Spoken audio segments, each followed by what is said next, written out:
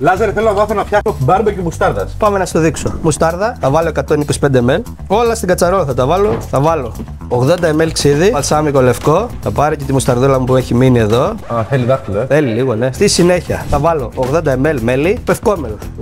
Θα χρησιμοποιήσουμε λίγο Worcestershire sauce. Θα βάλω ένα κουταλάκι τη σούπας.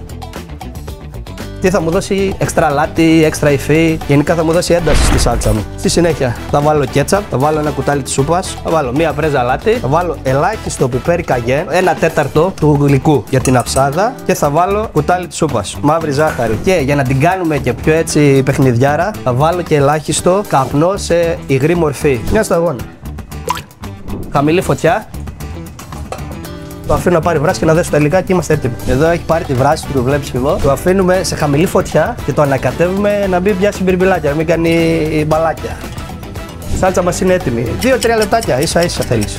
Τώρα, κατά πόσο ένταση θέλεις να είναι καυτερή, βάζεις τον ανάλογο καυτερό που σου αρέσει. Κατά το πόσο μουστάρδα θέλεις, βάζεις την ανάλογη μουστάρδα. Άμα τη θέλεις πιο ήπια σχέση με τη μουστάρδα, βάλε περισσότερη κέτσαπ. Κάντο μισό-μισό. Σε 5 λεπτά δηλαδή έχεις μουστάρδα για πόσο? Για μια εβδομάδα μπορείς να την κρατήσεις μέσα στο ψυγείο σου. Άνετα. Την αφήνεις να κρυώσει καλά για να έχει την υφή που θέλεις και είναι έτοιμη για σερβίρισμα. Κάνε follow για περισσότερες τέτοιες συνταγές.